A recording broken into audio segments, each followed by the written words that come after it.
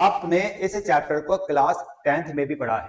Class 10th में आपने quadratic equations को सॉल्व करना भी सीखा है और ऐसे क्वाड्रेटिक इक्वेशन को सॉल्व करना सीखा है जिसके रूट्स सिर्फ रियल होते हैं।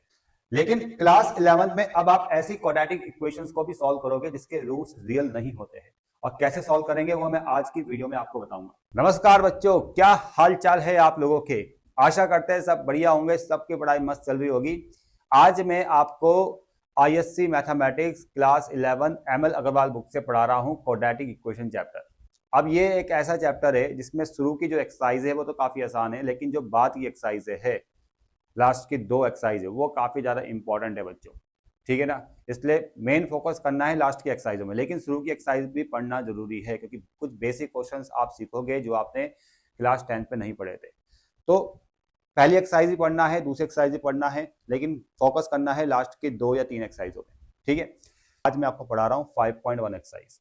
अब 5.1 एक्सरसाइज को शुरू करने से पहले मैं आपको बता दूं कि इस वाली एक्सरसाइज में ना हम क्वाड्रेटिक इक्वेशंस को सॉल्व करेंगे। अब क्वाड्रेटिक इक्वेशन को सॉल्व करना आपको आता ही है। कुछ इक्वेशंस को हम फैक्टराइजेशन मेथड से सॉल्व कर सकते हैं, बाकी हम सभी टाइप की इक्वेशंस को बाय फॉर्मूले से सॉल्व कर सकते हैं, आप सभी को पता ही होगा। लेकिन क्लास 10 में जब आपने ये चैप्टर पढ़ा था ना, तो वहां पर आपने ऐसी क्वाड्रेटिक इक्वेशंस को सॉल्व किया था जिसके रूट्स हमेशा रियल होंगे। लेकिन 11th में, क्लास 11th में आप ऐसी क्वाड्रेटिक इक्वेशन को भी सॉल्व करने वाले हो जिसके रूट्स रियल नहीं होंगे। अगर रूट्स रियल नहीं होंगे ना तो कैसे होंगे, इमेजिनरी होंगे। अब इस वाले कंसेप्ट को भी समझना है सबसे पहले। तो मैं सबसे पहले आपको इस वाले कंसेप्ट को समझाता हूँ क्वेश्चन नंबर 1 का जो फर्स्ट पार्ट है उसकी हेल्प से। क्योंकि यहाँ पर जो क्वेश्चन नंबर 1 का फर्स्ट पार्ट है ना, ये एक ऐसा इक्वेशन है या ऐसा क्वाड्रेटिक इक्वेशन है जिसके रूट्स रियल नहीं होंगे। ठीक है ना, देखो बच्चों, सबसे पहले क्वेश्चन को पढ़ लो। यहाँ पे लिखा है solve the following quadratic equations, और पहला क्वेश्चन क्या है, x square plus 2 equal to 0। X square plus 2 equal to 0। अब इसको सॉल्व करना है भाई। सबसे पहले इस चीज को समझो। अगर मैं लिख रहा हूं यहाँ पर एक्स स्क्वायर प्लस 2 या 3 या 4 कुछ भी लिख दो, नॉट इक्वल टू 0, याद रखना। अगर मैं ये लिख रहा हूं कि x square plus 2 not equal to 0, या x square plus 1 not equal to 0, या x square plus 5 not equal to 0, कुछ भी आप ले सकते हो, लेकिन प्लस में लेना है, नेगेटिव नहीं लेना। Plus 1 plus 2 plus 3 plus 4 plus 5 कुछ भी ले सकते हो। ठीक है, x square plus 2 not equal to अगर 0 में लिख रहा हूं तो याद रखना कि x is real number. X is real number. यहां से जो एक्स निकलने का मतलब यहाँ पर जो एक्स की जो पॉसिबिलिटी होगी वो एक रियल नंबर होगी। ठीक है, और अगर ऐसा लिखा है कि x square plus 2 equal to 0, तो याद रखना कि x is not real. Simple शब्द में बताऊं, अगर x square plus a equal to 0 है तो एक्स इज नॉट रियल। अगर x square plus a not equal to 0 है तो एक्स इज अ रियल। समझ में आ गया। अब मुझे बताओ कि अगर मैं इस क्वाड्रेटिक इक्वेशन को सॉल्व करूंगा तो किस टाइप के रूट्स आएंगे, रियल आएंगे कि नॉट रियल आएंगे। ये किस फॉर्म में है, इस फॉर्म में है, यानी इस फॉर्म में है, तो इसका मतलब यहाँ पर रूट्स रियल नहीं होंगे। अगर रूट्स रियल नहीं होंगे तो कैसे होंगे, इमेजिनरी होंगे। तो अब आप समझो इमेजिनरी नंबर को। देखो, इमेजिनरी नंबर को मैं समझाता हूँ आपको कैसे बनता है। अगर आप इस टाइप की क्वाड्रेटिक इक्वेशन को सॉल्व कर रहे हो, जैसे एक्स स्क्वायर प्लस 1 है, पहले इसको समझो, इक्वल टू 0, तो इसको अगर मैं सॉल्व करूंगा 1 वहां जाएगा, -1, और x equal to under root -1 हो जाएगा। ठीक है, और अंडर रूट -1 बनता है आयोटा, यानी x इक्वल टू आयोटा आ गया। इस जहां पर ये आयोटा की टर्म आ रही है ना, जहां पर ये आयोटा की टर्म आ रही है, तो ये होता है इमेजिनरी नंबर। अब ये आप कॉम्प्लेक्स नंबर वाले चैप्टर में भी पढ़ने वाले हो। जब कॉम्प्लेक्स नंबर चैप्टर पढ़ाया जाएगा तो वहां भी आप देखोगे कि वहां पर भी सबसे पहले इमेजिनरी नंबर को समझाया जाएगा। कैसे बनता है, इस प्रोसेस से बनता है। इस टाइप की क्वाड्रेटिक इक्वेशन को आप सॉल्व कर रहे हो, ठीक है ना, तो x जो मिल रहा है वो आपको एक इमेजिनरी नंबर मिल रहा है। और भी बहुत टाइप की क्वाड्रेटिक इक्वेशन होती है जिसका आंसर आपको इमेजिनरी नंबर या कॉम्प्लेक्स नंबर में मिलते हैं। ठीक है, फिलहाल ज़्यादा डिटेल में बात नहीं करेंगे अभी, आप फिलहाल इसको समझो, इसको समझो बस। और आयोटा को समझना है कि आयोटा किसके इक्वल है। आयोटा इक्वल होता है अंडर रूट -1 के बस। ठीक है, आयोटा इक्वल होता है अंडर रूट -1 के। और अगर ये वाली इक्वेशन आ रही है x square plus 2 equal to 0, तो अगर मैं इसको सॉल्व करूंगा कितना आएगा, -2, तो x आपको आ जाएगा अंडर रूट -2 एक्स। अब देखो इसको ऐसे लिखो, -1 इंटू 2 तो अंडर रूट -1 तो आयोटा बनेगा, ठीक है, आयोटा बोलते हैं इसको, और 2 का स्क्वायर रूट 2 आ जाएगा, तो यानी √2 आयोटा। क्लियर बच्चों? और यहां पर आप साइन लगाओगे भाई प्लस और माइनस, प्लस माइनस तो लगता ही है जब स्क्वायर हटता है, ये तो पता ही होगा आपको, ठीक है, प्लस माइनस साइन आपने लगाना है। तो सेम स्टेप यहां भी चलने वाले।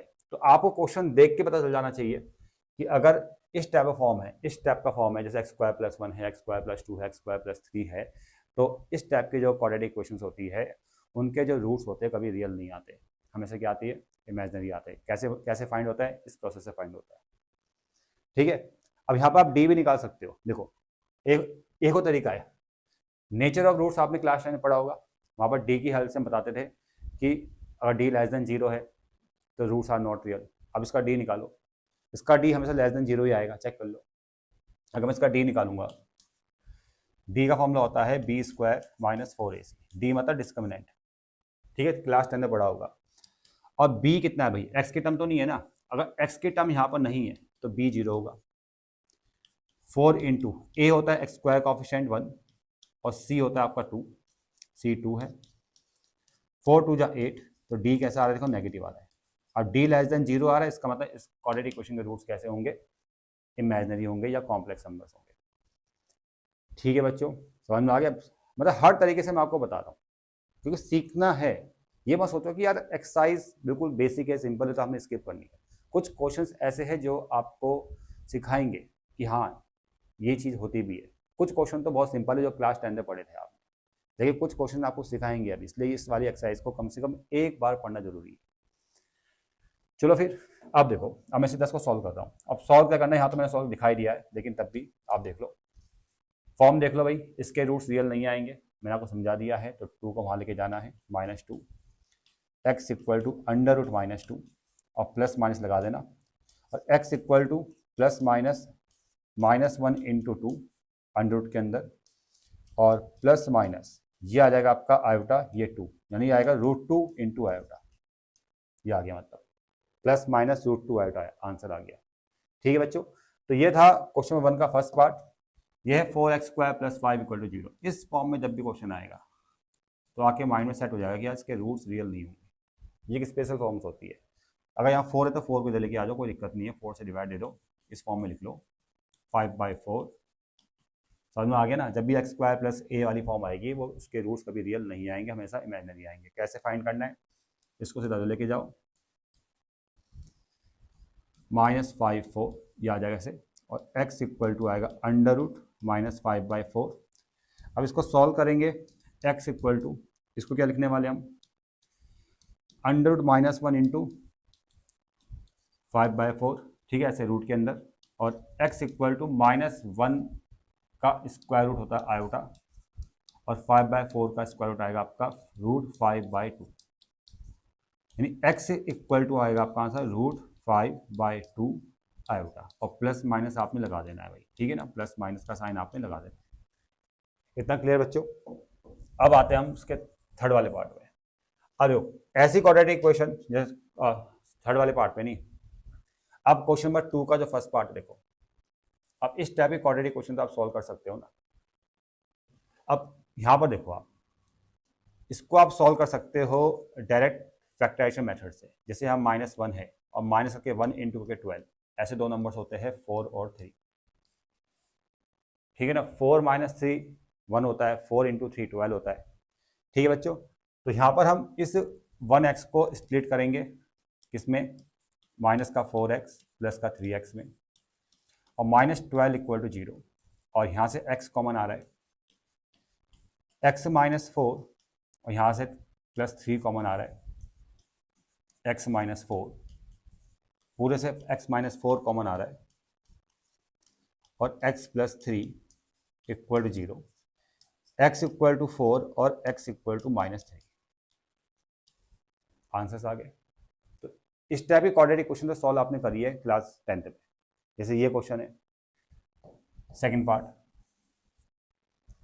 इसमें अगर आप लगता है कि ये फैक्टराइजेशन मेथड सॉल्व नहीं हो रहा है, आपको दिक्कत आ रही है फैक्टराइजेशन मेथड सॉल्व करने में, आपको 2 नंबर्स दिमाग में इमेजिन आप नहीं कर पा रहे हो, तो आप बाय फॉर्मूले का यूज कर सकते हो, मतलब फॉर्मूले का यूज कर सकते हो। मतलब अब फॉर्मूला भी आपको पता ही होगा, श्रीधर आचार्य वाला फॉर्मूला जो होता है, ठीक है, याद होगा सबको वो भी। फॉर्मूला ये होता है बच्चों, x equal to minus b plus minus b plus minus under root b square minus 4ac by 2a। अब माइनस बी मतलब बी की जगह 30 आ जाएगा,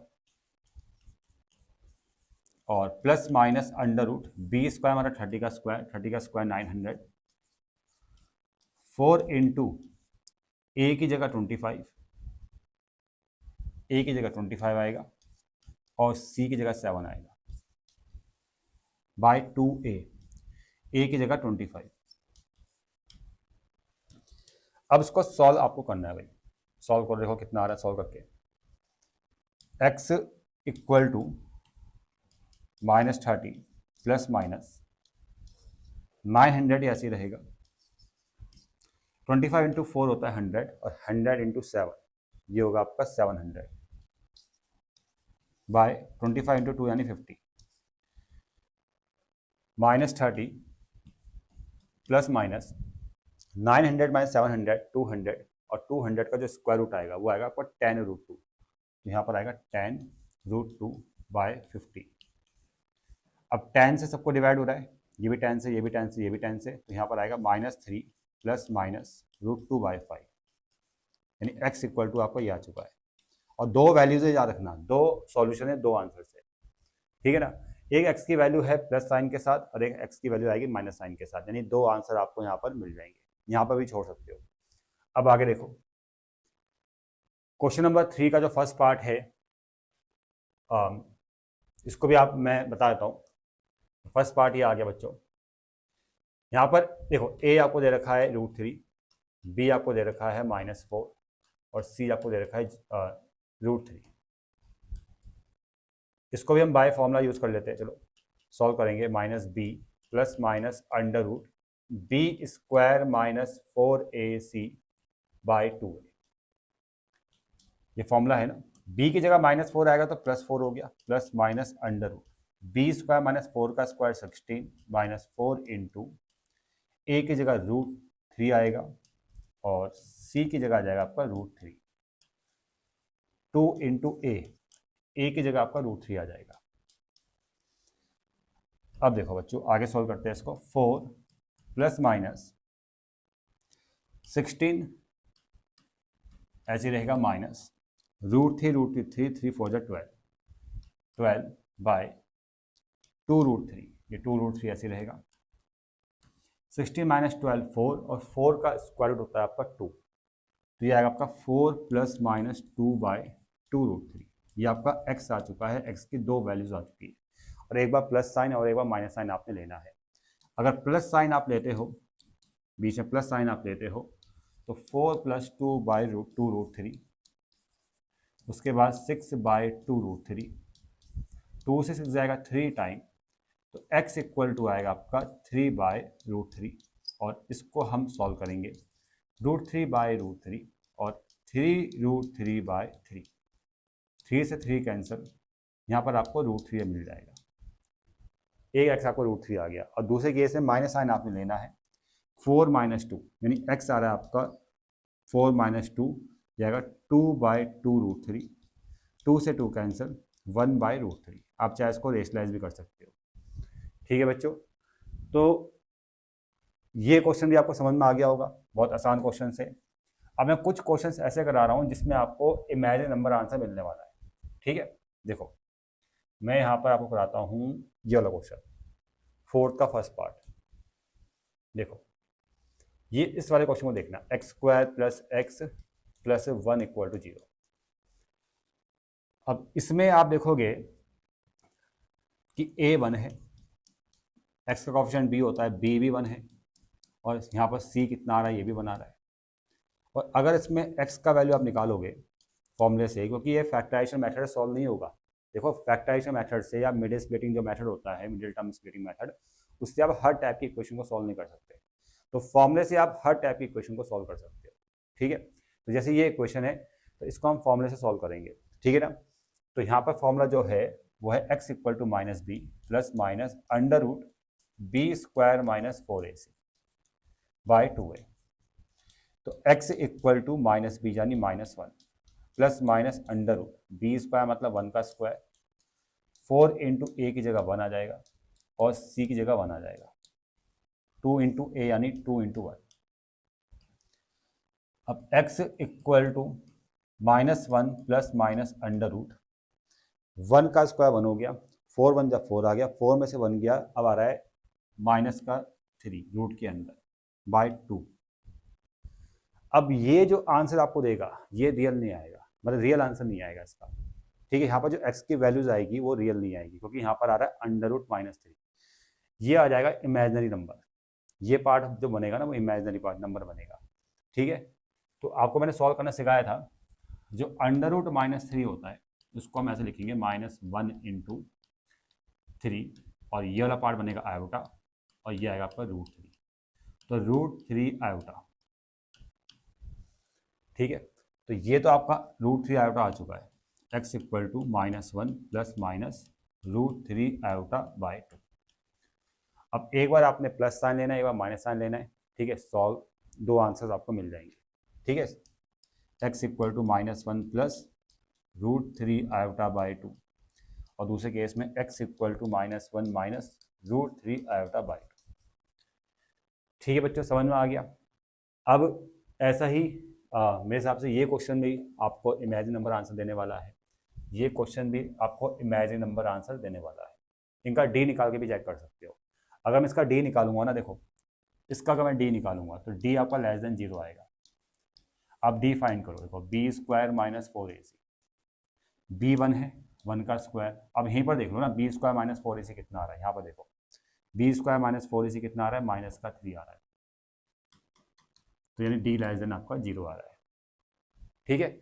आप पहले डी भी निकाल सकते हो, वहाँ से भी कंफर्म कर सकते हो कि रूट्स रियल नहीं आएंगे, लेकिन वो करने की जरूरत नहीं है, आप सीधा सॉल्व करो, रूट्स रियल भी आ सकते हो नहीं भी आ सकते, ठीक है। आप हर टाइप की क्वाड्रेटिक इक्वेशन आप सॉल्व कर रहे हो। क्लास 10 में क्या था, क्लास 10 में तो आप सिर्फ ऐसी क्वाड्रेटिक इक्वेशन को सॉल्व करते थे जिसके रूट्स रियल आते थे, रियल इक्वल आ गए, रियल नॉट इक्वल आ गए, लेकिन 11th में आप हर टाइप की क्वाड्रेटिक इक्वेशन को सॉल्व कर रहे हो, ठीक है। तो अब बाकी के पार्ट्स अपने आप कर सकते हो, कोई दिक्कत आपको नहीं आएगी। अब जैसे क्वेश्चन में 6 हो गया, 7 हो गया, इनका मैं एक एक पार्ट आपको करके दिखाता हूँ। ये पार्ट में कर देता हूँ, ए बी सी। ए आपका √2 है, बी आपका 1 है, और सी यहाँ पर है √2। अब इसको भी हम सॉल्व करना है, तो यहाँ हम फॉर्मूले का यूज़ करने वाले हैं, x equal to -b plus minus under root b square minus 4ac by 2a। तो माइनस बी मतलब माइनस यहाँ 1 आ जाएगा बी की जगह, plus minus under root b का स्क्वायर 1, 4 इंटू a√2, और सी भी आपका √2 आ रहा है बाय 2a, यानी 2 इंटू √2, -1 प्लस माइनस। अब इसको अगर आप सॉल्व करोगे तो √2 2 2 4 जा 8, 8 में से 1 गया, माइनस का 7 बाय 2 √2। अब इसको सॉल्व करना आपको आना चाहिए, ठीक है ना। तो यहाँ पर भी जो आंसर्स आ रहा है वो रियल नहीं आ रहा है, एक्स की वैल्यू रियल नहीं है, इमेजिन नंबर के फॉर्म में है, ठीक है। तो यहाँ पर आपको पता चल गया कि रियल नहीं है, इससे आपको पता चल रहा है। तो इसको जब आप लिखोगे सॉल्व करके, मैं आपको डायरेक्ट बता रहा हूँ, देखो 7 का स्क्वायर रूट √7 आ जाएगा, और रूट के अंदर जो माइनस साइन है, स्क्वायर रूट के अंदर जो माइनस साइन है, तो वो कन्वर्ट हो जाएगा आयोटा में। बस इस तरह से याद रखना, डायरेक्ट आप ऐसे याद रखना कि 7 का स्क्वायर रूट √7, और रूट के अंदर माइनस साइन बन जाएगा आयोटा। तो ये आपका आंसर्स आ चुके हैं, एक्स की दो वैल्यूज आ चुकी है, प्लस साइन और माइनस साइन के साथ, ठीक है, प्लस के वाले केस में और माइनस वाले केस में। अब इसमें भी 7 का फर्स्ट पार्ट मैं आपको बता देता हूँ, देखो बाकी के पार्ट्स अपने आप सॉल्व कर लेना। 21x² minus 28x plus 10 equal to 0। यहाँ पर भी आप देखो, अगर मैं फॉर्मूले से इसको सॉल्व करूँगा, -b plus minus under root b square minus 4ac by 2a, minus minus plus 28 हो जाएगा, प्लस माइनस अंडर रूट -28 का स्क्वायर कितना होता है, ये होता है आपका 784। 28 का स्क्वायर है 784, 784 -4 इंटू ए की जगह 21 आ जाएगा, और c की जगह 10 आ जाएगा बाई 2 इंटू 21। तो 28 प्लस माइनस, अब इसको सॉल्व करो, देखो ये कैसे आ रहा है, 784, 21 इंटू 4, ये आएगा 21 इंटू 4 होता है आपका 4 1 4 2 84, और 84 इंटू 10 840, तो माइनस का 840 आ रहा है। और 840 से अगर 784 को माइनस करोगे, ठीक है, तो ये आएगा 40 और 16, ये आएगा 56 माइनस का 56 बाय 2 इंटू 21। अब इसको भी सॉल्व करना आना चाहिए आपको। तो 56 का जो स्क्वायर रूट है, 56 का जो स्क्वायर रूट आएगा, क्योंकि 56 होता है आपका 4 इंटू 14, 4 इंटू 14 होता है, ठीक है। तो अगर मैं इसका स्क्वायर रूट हम सॉल्व करेंगे तो ये आएगा 2 रूट 14। तो 56 का जो स्क्वायर रूट है ये तो बन गया 2 रूट 14, लेकिन माइनस साइन भी तो है, रूट के अंदर माइनस साइन है ना, तो रूट के अंदर जो माइनस साइन है आपका वो आयोटा बन जाएगा, ठीक है, बाय 2 इंटू 21। अब सब में से जो कॉमन आ रहा है यहाँ पर 2 2 2, सबको 2 से डिवाइड कर दो, जब सब 2 से डिवाइड होगा तो ये आंसर मिलेगा आपको, ये मिलेगा। देखो यहाँ 14 आएगा, प्लस माइनस यहाँ से 2 हट गया तो रूट 14 बाय 21, और साथ में यहाँ आयोटा। तो ये भी रियल नंबर नहीं है आंसर्स, ये कैसे है, आपके इमेजिन नंबर के फॉर्म में है, ठीक है। तो इस टाइप के क्वाड्रेटिक क्वेश्चन को आप थोड़ा ज़्यादा सॉल्व कर लेना, इसमें भी आपको ऐसे ही आंसर मिलेगा, इसमें भी आपको ऐसे ही आंसर मिलेगा। समझ में आ रहा है ना, तो थोड़ा आप प्रैक्टिस कर लेना, तो चीज़ आपको ज़्यादा अच्छी तरह समझ में आ जाएगी। क्वेश्चन नंबर जो 8 है, इसमें एक्स का वैल्यू निकालना है, इसमें एक्स का वैल्यू निकालना है। यहाँ दे रखा है कि p + 7 = 0 और q - 12 = 0, और यह है क्वाड्रेटिक इक्वेशन। देखो पहले तो हम p का वैल्यू निकालेंगे। अगर p + 7 = 0 है तो p = आ गया -7। अब यहाँ से q का वैल्यू निकल जाएगा। अब q - 12 = 0 है तो q = आएगा 12। अब p और q के वैल्यू को यहाँ पुट कर दो, x² + px + q = 0। अब यहाँ पर आप देखो x² + p का वैल्यू -7, तो यहाँ पर आ गया -7x, q का वैल्यू 12 = 0, ठीक है ना। p और q का वैल्यू पुट किया, ये बन गई इक्वेशन। अब इसको आप सॉल्व कर सकते हो और x का वैल्यू निकल जाएगा, क्योंकि यहाँ पर x का वैल्यू निकालना है ना, तो x का जो वैल्यू फाइंड करेंगे वो हम इसको सॉल्व करके फाइंड करेंगे। अब सॉल्व कैसे करना है, यहाँ तो हम फैक्टराइजेशन मेथड का यूज़ कर सकते हैं। देखो इस 7x को मैं लिखूंगा 4x माइनस का और 3x, ऐसे दो नंबर्स जिनका प्लस करके 7 × 12, वो दो नंबर्स होते हैं 4 और 3, ठीक है। अब यहाँ से x कॉमन आ जाएगा आपका, x - 4, यहाँ से -3 कॉमन आएगा, x - 4 = 0। x - 4 एक फैक्टर आ चुका है, और x - 3 ये आपका दूसरा फैक्टर आ चुका है, x - 3 = 0। तो x का वैल्यू 4 आ गया है और दूसरे केस में x का वैल्यू 3 आ गया है, तो दो वैल्यूज आपकी x की आ चुकी है, ठीक है। तो ये था क्वेश्चन नंबर 8। अब हम क्वेश्चन नंबर 9 में आएंगे। क्वेश्चन नंबर 9 से आपकी वर्ड्स प्रॉब्लम स्टार्ट हो जाती है। अब वर्ड्स प्रॉब्लम में यहाँ पर देखो, divide 39 into 2 parts whose product is 338, whose product is 338। देखो बच्चों, यहाँ पर 39 को डिवाइड किया गया है दो पार्ट्स में, जिनका प्रोडक्ट कितना है 338 है, 338 है। तो अगर 39 को डिवाइड किया गया है दो पार्ट्स में, तो एक पार्ट अगर x है तो दूसरा पार्ट क्या होगा 39 - x। एक पार्ट अगर x है तो दूसरा पार्ट क्या होगा 39 - x, और उनका प्रोडक्ट, इन दोनों का जो मल्टीप्लिकेशन है वो कितना आ रहा है 338। समझ में आ गया। अब x के इंटू 39 से करो 39x, x के इंटू इससे करेंगे x से तो माइनस का x² = 338। इसको लेके आ जाओ, माइनस का x² प्लस का 39x माइनस का 338 = 0। माइनस साइन से डिवाइड दे दो, क्योंकि आगे माइनस साइन नहीं रहना चाहिए, वो कंफ्यूजन क्रिएट करता है हमेशा, तो हम माइनस साइन से इसको सबको डिवाइड देंगे। तो माइनस साइन से डिवाइड देंगे तो यहाँ पर आएगा x² और प्लस का हो जाएगा माइनस का 39x और माइनस का प्लस हो जाएगा, प्लस का 338 इक्वल टू 0। ये बन चुकी है क्वाड्रेटिक इक्वेशन। अब इसको आपको सॉल्व करना है भाई, ठीक है। अब वर्स प्रॉब्लम में आप जितने भी क्वेश्चंस को देखोगे या सॉल्व करोगे ना, तो मैक्सिमम क्वेश्चंस में आंसर आपको रियल नंबर में ही आने वाला है, ठीक है ना। रियल नंबर ही एक्स की वैल्यूज आएगी। तो यहाँ पर भी हम इसको सॉल्व करके, मतलब यहाँ पर भी इसका जो सॉल्यूशन आएगा वो रियल नंबर्स में ही आएगा। अब सॉल्व करने के दो तरीके हैं, या तो फैक्टराइजेशन मेथड है या वो है बाय फॉर्मूला है। तो आप किसी भी एक मेथड का यूज़ कर सकते हो। चलो मैं आपको बता देता हूँ। 338 को फैक्टर्स कर लो पहले। आपको दो नंबर चाहिए ना, 338। 2 से जाएगा कितनी बार, 2 से जाएगा आपका 2 1 जा 2, 2 6 जा 12 और 2 9 जा 18। फिर जाएगा 13 से 13 टाइम, फिर जाएगा 13 से 1 टाइम। तो इन तीन नंबर से दो नंबर्स बनाने हैं जिनका प्लस करके 39 आ रहा है। तो वो दो नंबर्स क्या होंगे, देखो 2 इंटू 13 कितना हो गया 26 और एक 13, इनका प्लस करके 39 आ रहा है। ठीक है बच्चों, समझ में आ गया। तो यहाँ पर हम क्या करने वाले हैं, इस 39x को लिखेंगे हम माइनस का 26x माइनस का 13x plus 338 equal to 0। x common लिया जाएगा, x माइनस 26 माइनस का 13 कॉमन लिया जाएगा, x minus 26 equal to 0। x minus 26 पूरे से कॉमन आ चुका है और x माइनस 13, यहाँ से x का वैल्यू 26 आएगा और यहाँ से x का वैल्यू 13 आएगा।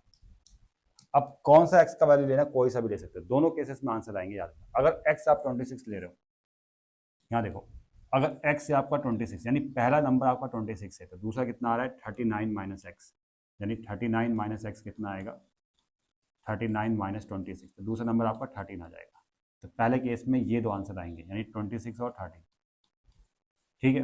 और दूसरे केस में आपने x अगर 13 लिया, अगर x आपका 13 है तो 39 माइनस एक्स दूसरा नंबर होगा, यानी 39 माइनस 13 तो कितना आएगा 26। तो दूसरे केस में आंसर आएगा आपका 13 और 26। पहले केस में 26 13, दूसरे केस में 13 और 26। इस तरह से आंसर को डिफाइन करना होता है, ठीक है बच्चों। तो ये था क्वेश्चन नंबर 9 का first part, question number 9 sorry. अब आते हैं क्वेश्चन नंबर 10 में। क्वेश्चन नंबर 10 में यहां पर क्या बोला गया है, देखो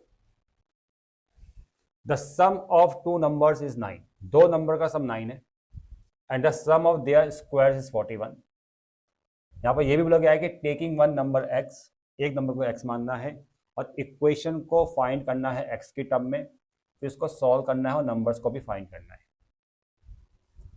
समझ में आ गया ना। बस सिंपल बात यह है कि इक्वेशन को सॉल्व करना है, वो नंबर्स फाइंड करने हैं। तो नंबर्स को फाइंड करने के लिए, इक्वेशन को सॉल्व करने के लिए पहले इक्वेशन तो बनानी पड़ेगी ना, और इक्वेशन को बनाने के लिए आपको पहले उन दो नंबर्स को लेट करना पड़ेगा। तो दो नंबर्स वो क्या है, वो कहां से मिलेंगे, वो मिलेंगे पहली कंडीशन से। पहली कंडीशन क्या है, देखो the sum of two numbers is 9। The sum of two numbers is 9। अगर दो नंबर का सम 9 है तो एक x होगा, दूसरा होगा 9 माइनस एक्स। और ऐसे क्वेश्चन 10 में काफी पढ़े होंगे आप लोगों ने। अगर दो नंबर का सम 15 है या दो नंबर का सम 11 है, मान लेते हैं दो नंबर का सम 11 है, तो एक x होगा, दूसरा 11 माइनस एक्स। अगर दो नंबर का सम 10 है तो एक x होगा, दूसरा 10 माइनस एक्स। समझ में आ गया ना। तो यहाँ पर वो दो नंबर हम लेट करते हैं, वो दो नंबर है x और 9 माइनस एक्स। 9 है ना, सम 9 है तो कितना आएगा 9 माइनस एक्स, एक x दूसरा 9 माइनस एक्स। फिर दूसरी कंडीशन जो है ना, उससे हम इक्वेशंस को बनाएंगे, इक्वेशन को बनाएंगे। The sum of there squares is 41, x square plus 9 minus x का होल स्क्वायर इक्वल टू 41। यानी उन दोनों नंबर्स के स्क्वायर का सम, होल स्क्वायर का सम 41 है। समझ में आ गया। वो ये कंडीशन हमने यहाँ पे यूज कर दी है। अब इसको सॉल्व करना है। सॉल्व करो जरा इसको। 9 का स्क्वायर 81 प्लस एक्स स्क्वायर, 9 2 जा 18 एक्स इक्वल टू 41। यहाँ पर हमने a माइनस बी का होल स्क्वायर वाला फॉर्मूला एक्सपेंड कर दिया है, ठीक है। अब एक्स स्क्वायर कितना आएगा भाई 2x स्क्वायर माइनस का 18x, और 81 में से 41 गया, कितना बचेगा प्लस का 40 इक्वल टू 0। और 2 से भी डिवाइड देंगे तो x square minus 9x plus 20 equal to 0। और यहाँ पर इसको फैक्टराइज करना है, ठीक है। फैक्टराइज आप फैक्टराइजेशन मेथड से कर सकते हो। ऐसे दो नंबर जिनका प्लस करके 9 आता है, जिनका प्लस करके 9 आता है, इनटू करके 20 आता है, तो ऐसे दो नंबर्स होते हैं 5 और 4। यानी इसके जो फैक्टर्स आएंगे वो आएगा x माइनस 5 और x माइनस 4, ठीक है। यहाँ पर मैंने ऐड कर दिया है।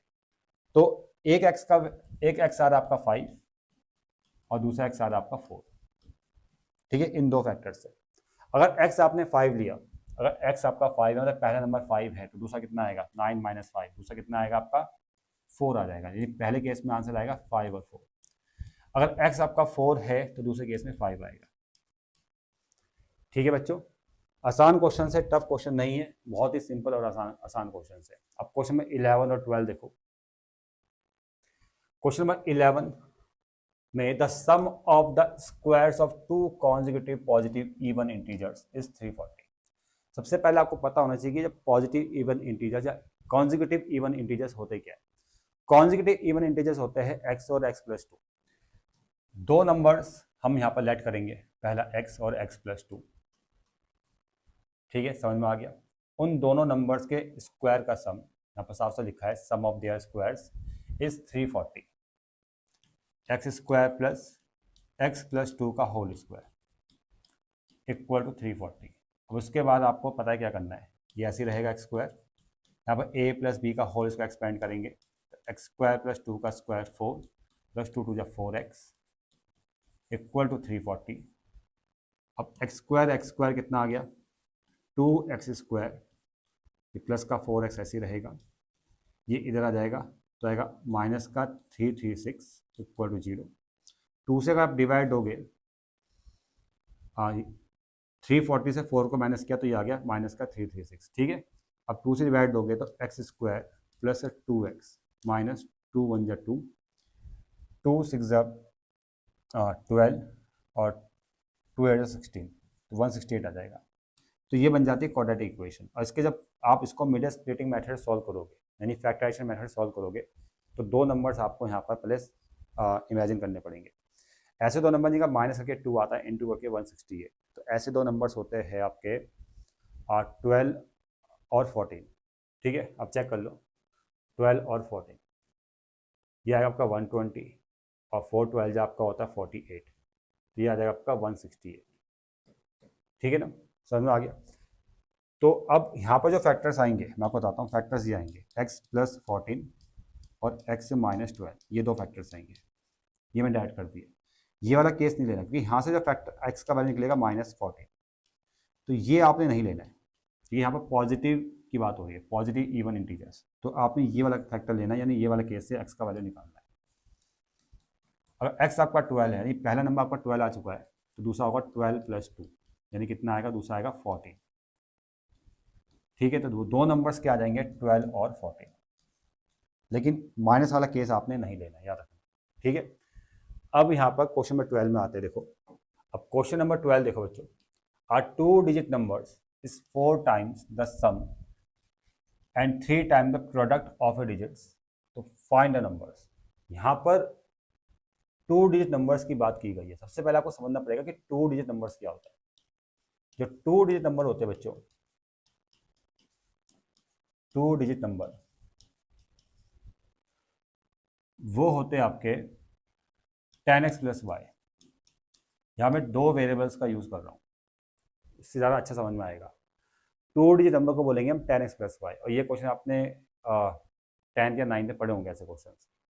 तो यहाँ पर x जो है वो है आपका 10 प्लेस या 10 डिजिट, x को हम बोलेंगे 10 डिजिट, और y यहाँ पर क्या है, यूनिट डिजिट, y को बोलेंगे यूनिट डिजिट। तो यहाँ पर क्या बोला गया है, जो 2 डिजिट नंबर है, 2 डिजिट नंबर तो यही है बच्चों 10x प्लस वाई, वो 4 टाइम है सम के, किसके सम के, डिजिट्स के सम के।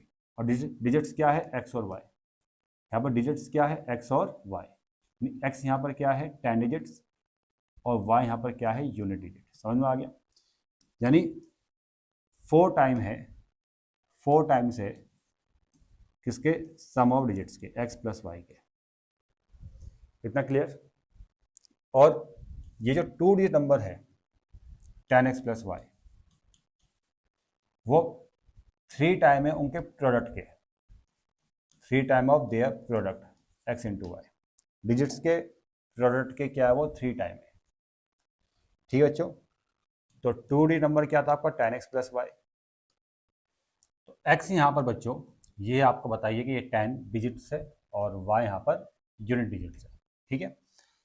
अब यहाँ पर मैं क्या करता हूँ कि इसको सॉल्व करता हूँ, यहाँ से एक वेरिएबल का वैल्यू फाइंड करता हूँ। जैसे 10x प्लस वाई है और यहाँ पर 4 के इंटू एक्स से करेंगे तो यहाँ पर आएगा आपका 10x plus y equal to 4x plus 4y। और 10x से 4x कैंसिल तो यहाँ 6x बचेगा और 4y से y कैंसिल इक्वल टू में आएगा 3y। तो 3 से 6 ये 2 टाइम जाएगा, यानी y इक्वल टू 2x आ गया। ठीक है। अब इस y इक्वल टू 2x को आप यहाँ पुट कर दो। 10x प्लस जहाँ पर ये y है वहाँ पर 2x रख दो इक्वल टू 3x, जहाँ पर y है और 2x आपने रख दिया। तो 10x और 2x, तो ये आपका 12x आ जाएगा और 2 3 जा आएगा आपका 6x स्क्वायर। अब ये क्वाड्रेटिक इक्वेशन बन गई, इसको आप उधर लेके जाओगे। जैसा करो, पहले 6 से कैंसिल कर दो, 6 से जाएगा ये 2 टाइम। और याद रखना कि भी x कैंसिल नहीं होते, कांस्टेंट आप कैंसिल कर सकते हो लेकिन वेरिएबल कभी कैंसिल नहीं होते, याद रखना। बहुत से बच्चे वेरिएबल को कैंसिल, x से x भी कैंसिल कर देंगे लेकिन वेरिएबल कभी कैंसिल नहीं होता है। तो जो यहाँ बचेगा 2x, उसको वहाँ लेके जाएंगे। तो 0 equal to x square minus का 2x और 0 इक्वल टू, अब यहाँ से x कॉमन आएगा, x माइनस 2 ऐसे। और यहाँ पर 2 फैक्टर्स आ गए, एक x 0 आ जाएगा, x बराबर 0, और दूसरे फैक्टर को 0 से कंपेयर करेंगे तो x इक्वल टू 2 आ जाएगा।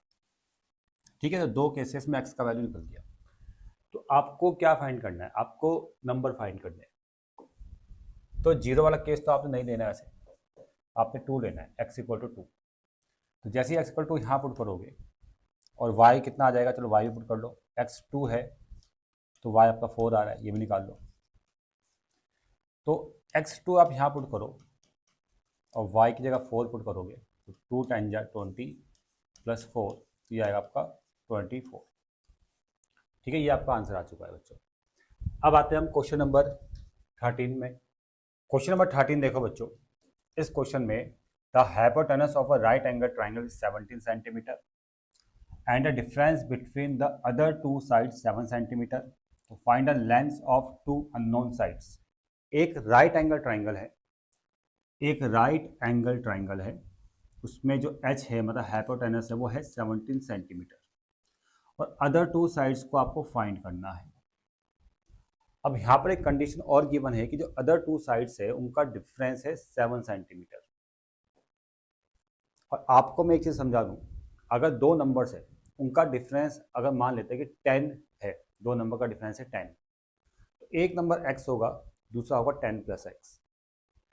अगर 2 नंबर का डिफरेंस 10 है तो एक x है तो दूसरा क्या होगा 10 प्लस x। अगर 2 नंबर का डिफरेंस 5 है तो एक x होगा, दूसरा होगा 5 प्लस x। तो इस तरह से आप इस वाली कंडीशन से, डिफरेंस वाली कंडीशन से नंबर्स को लेट करोगे। तो यहाँ भी 2 साइड्स का डिफरेंस कितना है 7 सेंटीमीटर। एक साइड को हम क्या मानेंगे x मानेंगे और दूसरी साइड हो जाएगी आपकी 7 प्लस x। ठीक है बच्चों। तो इस तरह से हमने जो अननोन साइड से उसको लेट कर लिया। ठीक है। अब यहाँ पर हम पीजीटी का यूज करके एक इक्वेशन बनाएंगे और सॉल्व करके आपको x को फाइंड करना है पहले। अब पीजीटी अप्लाई करो, यहाँ पर 17 का square equal to x square plus 7 plus x का होल स्क्वायर।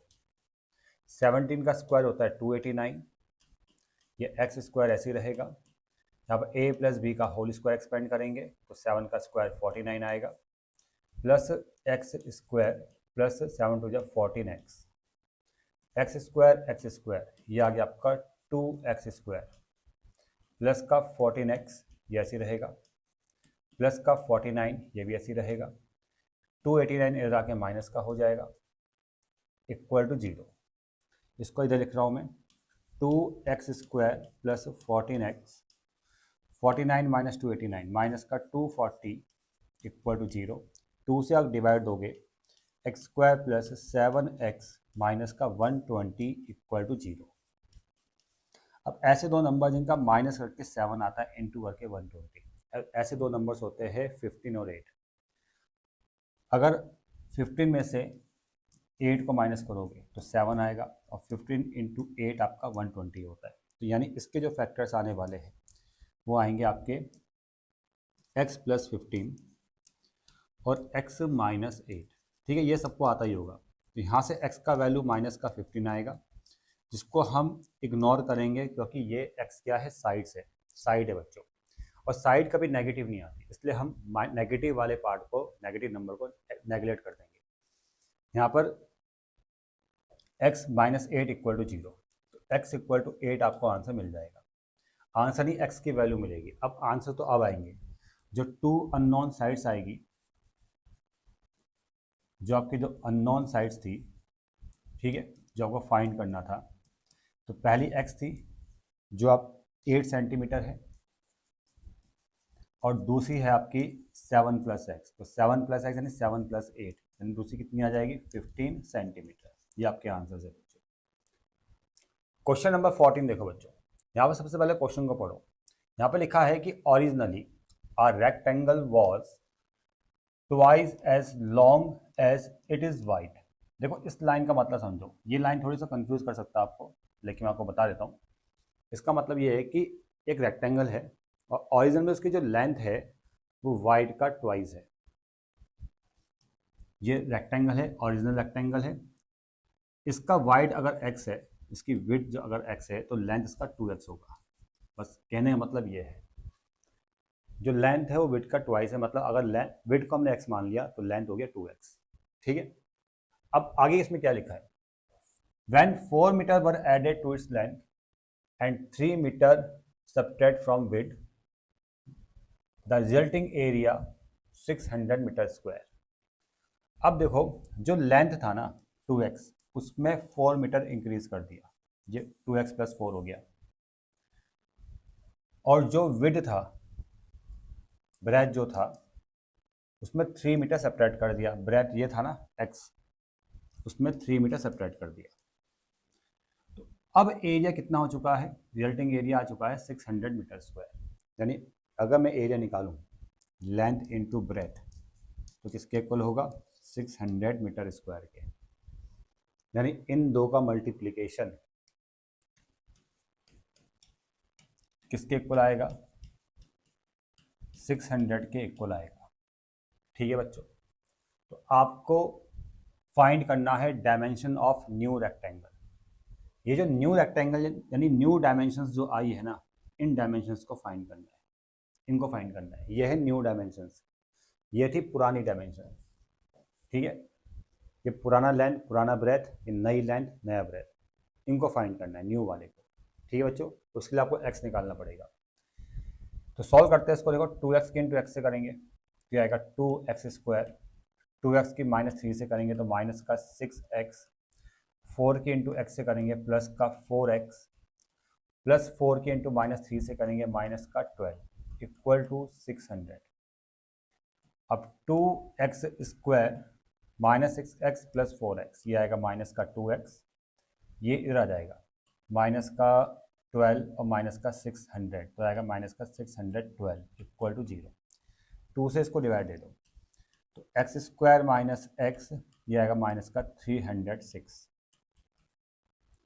ठीक है बच्चों, अब माइनस करके 1 आना चाहिए, इंटू करके 306। तो ऐसे दो नंबर्स अगर फाइंड करने हैं तो मैं आपको तरीका बताता हूँ।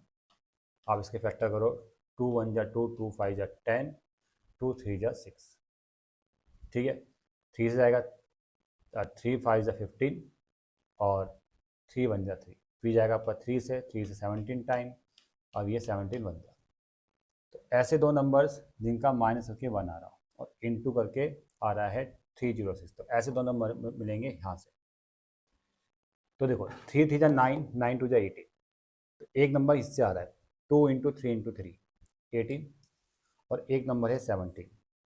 तो 18 माइनस 17 1x आ गया, 1 आ गया, और इनका इंटू करके यही आएगा, ठीक है। तो एक्स स्क्वायर माइनस 1 को लिखेंगे हम, माइनस का 18x प्लस का 17x माइनस का 306 इक्वल टू 0। यहाँ से x कॉमन आएगा, x माइनस 18, यहाँ 17 कॉमन आएगा, x माइनस 18 इक्वल टू 0। तो कॉमन आ रहा है x माइनस 18, x माइनस 18 और x प्लस 17 इक्वल टू 0।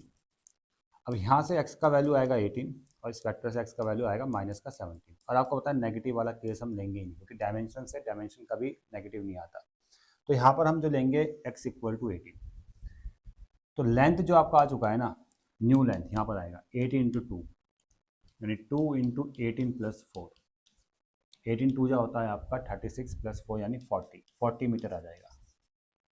और यहाँ पर आएगा आपका 18 माइनस 3, न्यू ब्रेथ जो आएगी आपकी वो आएगी 15 मीटर। ये आपका आंसर है बच्चों। अब देखो क्वेश्चन नंबर 15, ये क्वेश्चन तो आपने क्लास 9th में 10th में 8th में पढ़े होंगे ऐसे क्वेश्चन, और मुझे लगता है कि सही बच्चों को आते हैं और इतने इंपॉर्टेंट है भी नहीं। क्वेश्चन नंबर 16 मैं आपको बता रहा हूँ, क्वेश्चन नंबर 17 आपने होमवर्क के बच्चों अपने आप कर लेना। इस क्वेश्चन को सबसे पहले पढ़ ले, ढंग से पढ़ो।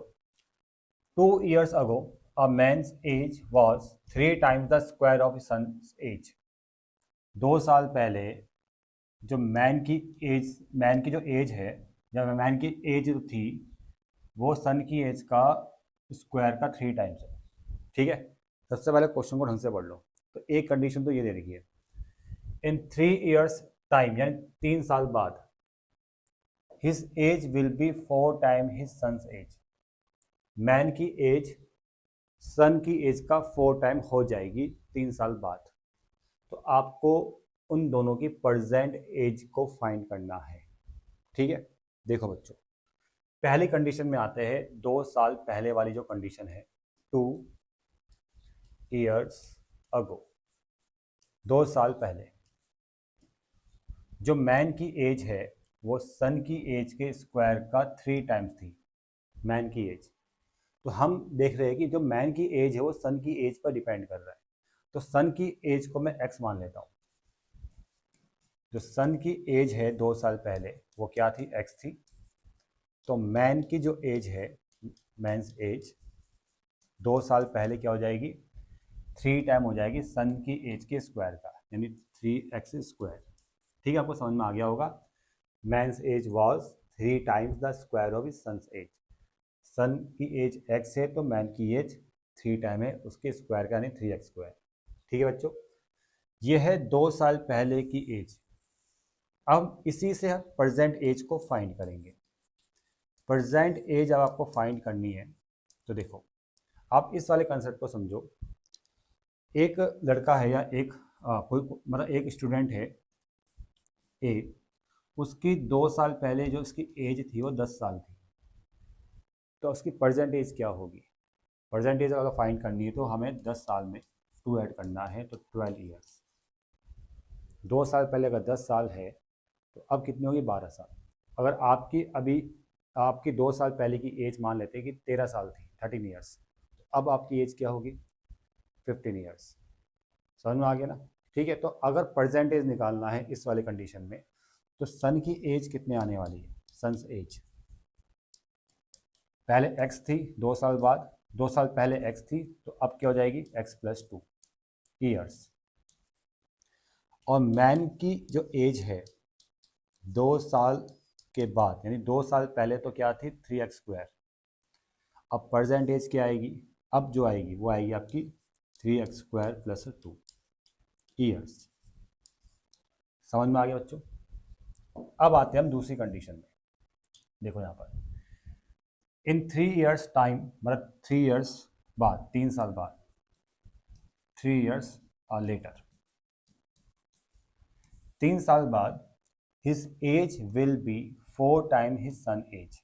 जो मैन की एज है, मैन की जो एज है 3 साल बाद, 3 साल बाद मैन की एज क्या हो जाएगी, 3 साल बाद जो मैन की जो एज है, अब बताओ कितनी होगी। प्रेजेंट एज अगर ये है तो 3 साल बाद क्या हो जाएगी, देखो ये हो जाएगी 3x स्क्वायर प्लस इस 2 में 3 ऐड करेंगे तो कितना आ जाएगा, +5 ईयर्स। प्रेजेंट एज है 3x² + 2, तो 3 साल बाद 3 ऐड कर दो 3x² + 5। और सन की जो एज है, प्रेजेंट एज है x + 2, 3 साल बाद हो जाएगी x + 2 + 3 यानी x + 5। और इनके बीच में कंडीशन क्या है, रिलेशन क्या है कि जो मैन की एज है 4 टाइम है सन की एज का। 3 साल बाद वाली जो एजेस है उसमें जो मैन की एज है वो 4 टाइम है सन की एज का। ठीक है, इन दोनों के बीच में कंडीशन दे रखी है। ठीक है, अब 3x² + 5 इन दो को इंटू करो, 4x + 4 × 5 ये आएगा 20। इसको तो लेके आएंगे 3x² - का 4x + 5 - 20 = 0।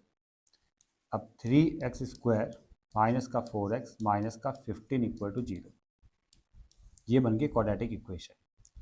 अब ऐसे दो नंबर जिनका माइनस करके 4 आता है, इंटू करके 3 × 15 यानी 45 आता है, तो ऐसे दो नंबर्स होते हैं 9 और 5।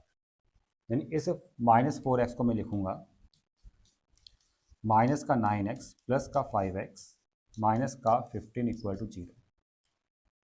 यहाँ से कॉमन आ रहा है 3x, तो अंदर बचेगा x - 3।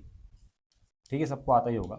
और यहाँ से आ रहा है 5 कॉमन, तो अंदर बचेगा x - 3 प्लस 5, अंदर बचेगा x - 3 = 0।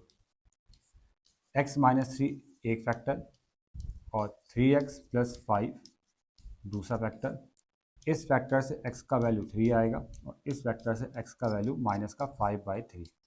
तो ये वाला आपने नेगलेक्ट करना है क्योंकि एज कभी नेगेटिव नहीं आएगी। ठीक है, तो ये वाला केस आपने लेना है, x = 3। अब देखो प्रेजेंट एज आपको फाइंड करना है बच्चों। यहाँ पर आपको x का वैल्यू पुट करना है। तो सन की जो प्रेजेंट एज है, यहाँ x का वैल्यू पुट करो, वो आ रही है 5 ईयर। ठीक है, 5 ईयर्स। और मैन की जो प्रेजेंट एज है, x का वैल्यू यहाँ पुट करो, x 3 है ना, 3 + 2 5 आया था। अब x की जगह 3 पुट करोगे, 3 का स्क्वायर 9, 9 3 27, 27 + 2 आएगा 29 ईयर्स। तो ये आंसर है बच्चों। ठीक है, अब क्वेश्चन नंबर जो 17 है वो अपने आप करना है, आप ले होमवर्क है बच्चों।